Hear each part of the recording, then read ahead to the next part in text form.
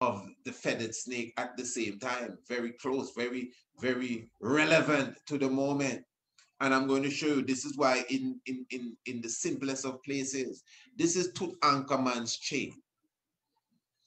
And the sixth row of this chain has 110 beads.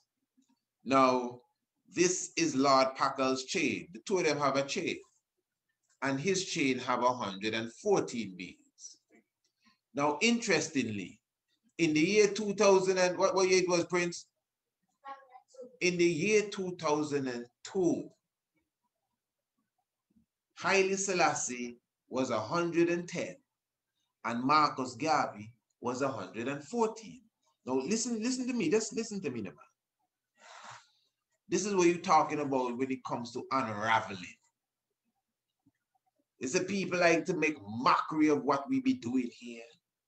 Sometimes they don't see we say anything, you know, because we ain't got no time to ring around no rosy with nobody. You know.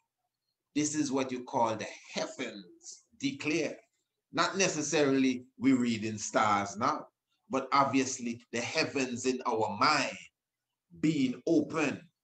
And from time to time, I like to remind the people, you know, with understanding it, when you're ready to criticize what is being said.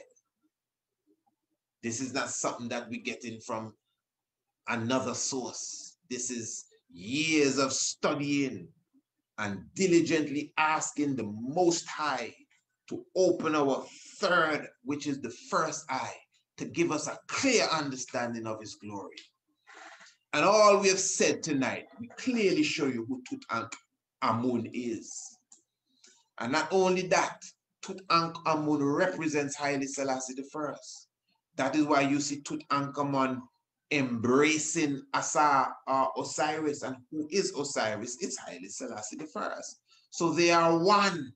In fact, when they opened the tomb of Tutankhamun, do you know who one of the first visitors was? Read it in his autobiography, Emperor Haile Selassie I. One of the first people to go in there, I am sure the first official to enter that tomb is Negus and Agas. What does that tell you? The feathered snake, the cycle of the sun. Man, thousands of years putting mass together, showing you snake with wings and three figures of ancient time that linked together with the same spirit, Maya. Feathered snake turned the mass upside down, and then what you get? Three figures in the future. Marcus Mosiah Garvey, the Olmec. We show you Marcus is the Olmec, undeniable. The ancient man in the middle of the helmet of the Olmec is Haile Selassie. So it shows you the connection of Marcus Garvey and Haile Selassie. Whether you think Marcus this the king or not, them is Sesame Street levels you talking about, you know. We have gone to the third and fourth dimension, eh? No offense. We have left the planet with this discussion here. No offense. Some people still in the departure lounge. So, Tutankhamun's chain, 110. That don't change. Lord Packel chain, 114. That doesn't change. But what happens now in the process of time, as the days and the years move on, in history, there comes a time when the two mighty forces of Haile Selassie and Marcus Garvey actually collide with understanding as it relates to Tutankhamun and Akhenaten, Lord Packer, meaning that, again, Haile Selassie was 110 in 2002. Marcus Mosiah Garvey was 113. But in a few days after that, from the 23rd of July, 24th, then the 1st of August, 14th of August, 15th, and the 17th of August, Marcus Mosiah Garvey became 114. And that means until the king next Earth Day, Marcus Garvey and Haile Selassie were 110 and 114. The chain of Tutankhamun 110, the chain of Lord Pakal, 114. And I'm saying that both of these individuals represent the other two individuals, and the chains just prove, for those of us who are looking for the esoteric proof, that they are one. And all of this was taking place in the year when the 2nd of November would have been the 72nd, the 72nd, 2002, the 72nd anniversary of the coronation of Haile Selassie I. Listen, let's just do this quick and bring this to a conclusion. So now the 5th and the 6th row, the 4th and the 5th row of this chain here. Listen to this, this is very important. So the 6th row is the 110 beads. Listen, family. So the other rows show the cycle of the sun, 28 and 37. But 4 and 5, row 4 and 5, one row has 76 beads and the other row has 77. So row 4 has 76 beads. Listen to this. And row 5 has 77 beads. But when you look at row 5 properly, row 5, this is Tutankhamun's chain we're talking about, not Lord Pakal, we are Tutankhamun. When you observe the 77 beads of Tutankhamun, 2 of the beads are broken.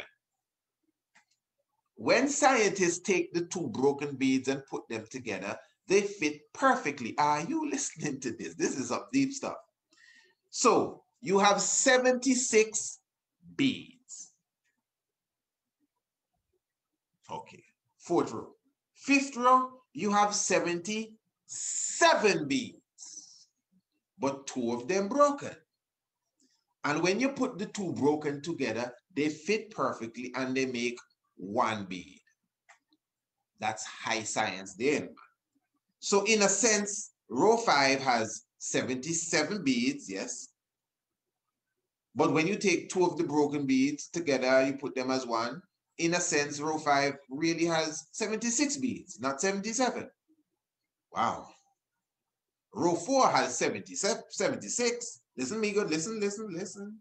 Row 4 has 76 beads. Okay.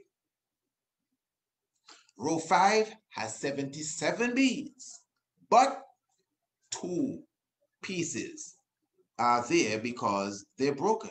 2 pieces have missing pieces, broken off. But it doesn't appear like if they're missing, because when you put them together, they make a whole. So it is as if you had 76 beads, somebody broke 1 in 2, and then made it look like it's really 77.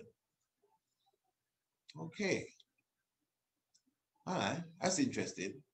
Now, what that represents is that the 2 broken beads represents Tutankhamun and Akhenaten. The 2 of them are 1. Let me show you. What you're looking at here, this is in the temple of King Seti I. King Seti ruled after Tutankhamun, a few people in between him and Tutankhamun.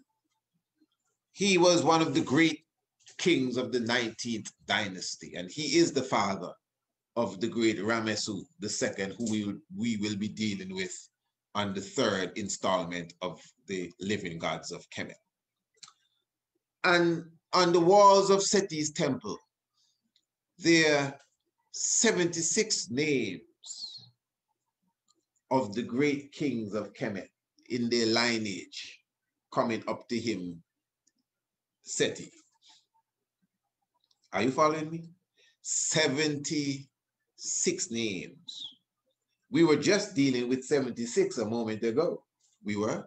Yeah. We were talking about the necklace of Tutankhamun. Oh, yeah. What did we say? We said the 4th row has 76 beads. Oh, okay. It's not 110. You're not listening, man. You have to listen.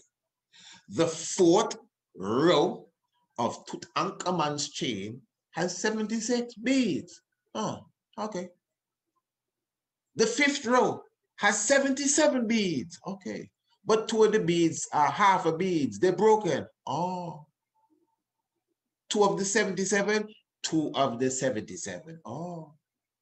And when you put those 2 broken beads together, you get 76. Oh, in the fifth row. Okay. So we were talking about 76. I get you. Good. Seti the first has a list of the kings before him. 76 names. Do you know 2 of these kings are missing? Do you know that 2 of the kings here in this list are, well, who should be there, are gone? Remember Tutankhamun, you know, even before Seti was born, had a chain with a row of 76 beads. And the next row had 77 beads, but 2 of them broken. But when you put the 2 together, they become 1.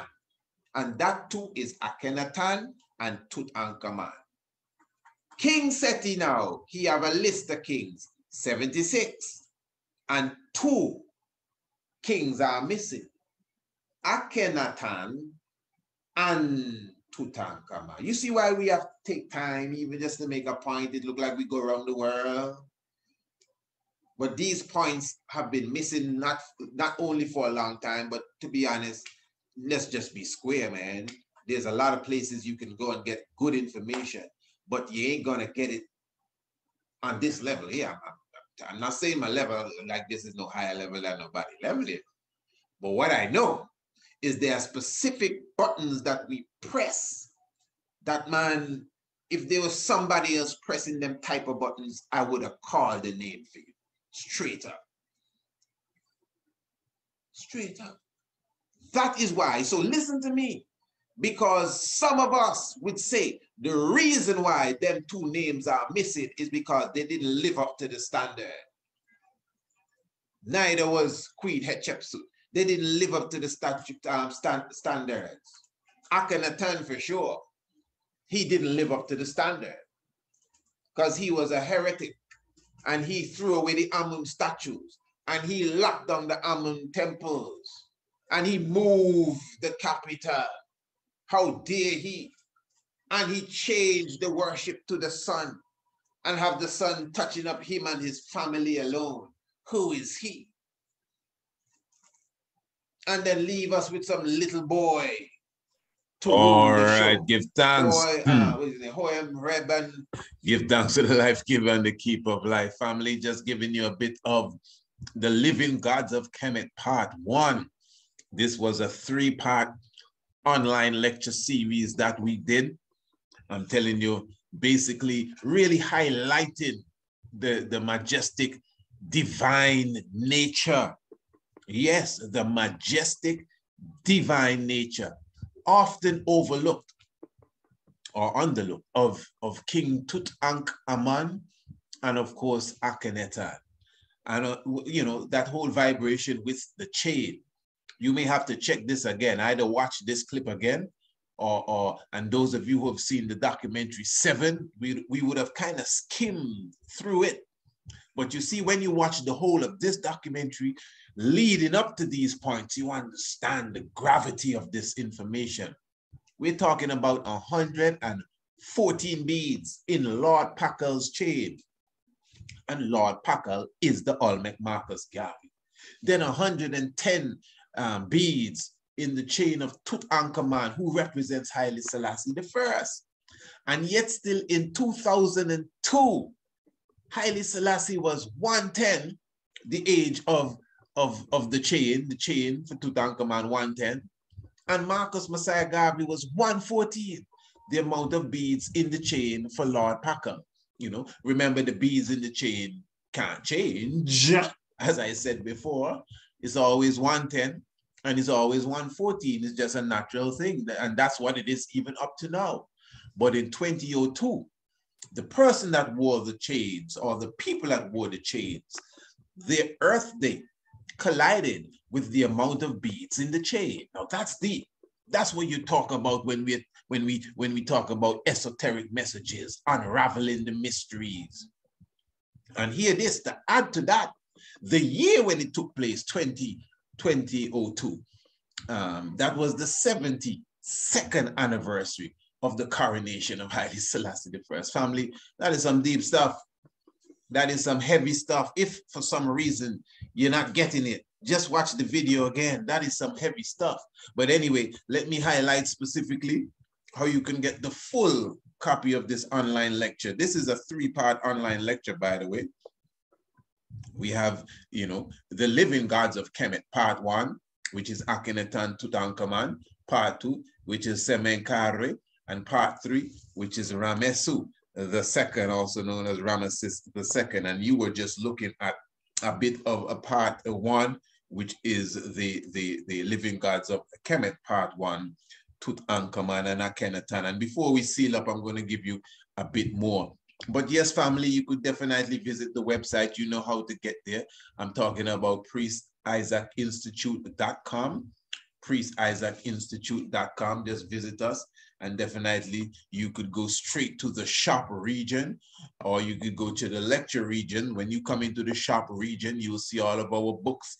You will see the different online documentaries. There you see the Living Gods of Kemet Part 1, the Divine Black, Rastafari, Haile Selassie, and Islam. There you have, of course, the book Anu, Ancient and Modern, the Night of the Black Tiger. I'm sure everyone in the audience have a copy of the Night of the Black Tiger, I'm sure. No? No? Well, you know who to get it from, as I said. And of course, you could also go through the lecture hall, and you would see, you know, the online lectures, the webinars that we would have done. And this is a 3-part series. This is something for the whole family. I'm talking about, you know, the living gods of Kemet. So just visit the website. While you're there, just tune into Radio Anu and see what is taking place. And of course, you know, I have to highlight again, of course, the International Homeschool Biology Edition has definitely begun. It's not too late. This is something I'm sure yourself and your young ones will full joy. Let me just explain again. This has been designed, our international homeschool programs, not just the biology edition, the biology plus the African history / heritage, as well as the astronomy. It has, they have all been designed, you know, for the children in mind from K to 3rd grade, thereabouts. But family, listen, what is 3rd grade?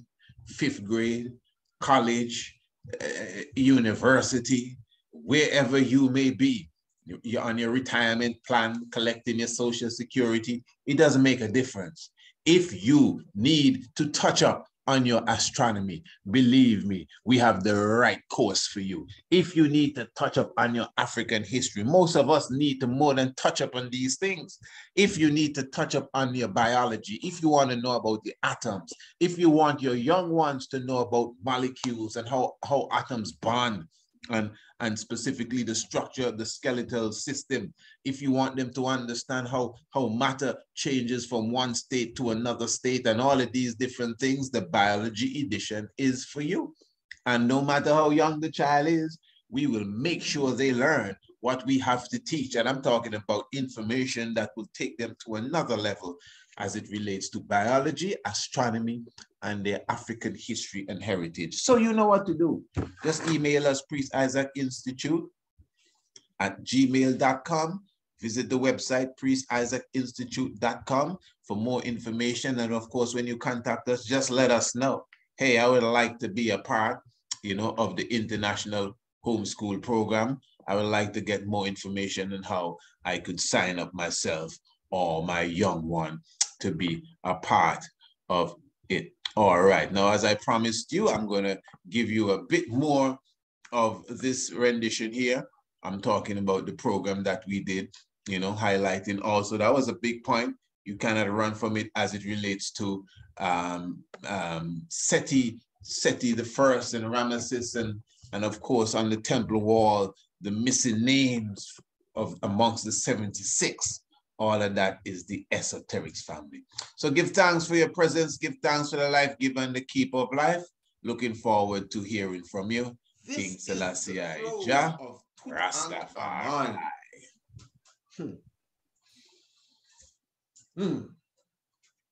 This was found in his burial chambers. Wow. You see him here, beautiful, isn't it? Gold, eh? The faces of the lioness, Sek Amet. And above, you have the sun, and you have, what you have here is a snake. How it go now? Let me see if I could remember. I think it's 13. How the maths go here with the snake and the thing? Yes, it's 13 plus 13, which gives you 26, the cycle of the sun. Now, observe this. In fact, let me look at this a bit closer. All right, so you see this is the throne. You see the picture on the throne, Tutankhamun being touched by his wife. Very similar. You notice they have on similar scarves to that of the great Akhenaten. In fact, let me just show you that quickly so you could follow me and where we are. Don't worry, family, we are almost done. I don't know how many of you have shared this video. You should share it. I mean, just share the video. It's not hard to do. Just press share. Everyone here, I'm sure, is on YouTube, and I'm sure you're on Facebook. Just share it. Just share it on your WhatsApp feed, whatever. Just share it. Press share, and it will tell you to do the rest. It will guide you. If you notice, the scarf, these represents the cardinal points of the earth too. Yes, Nefertiti and Akhenaten. All right, and you see that Tutankhamun has the same thing with his wife as well. Okay, good.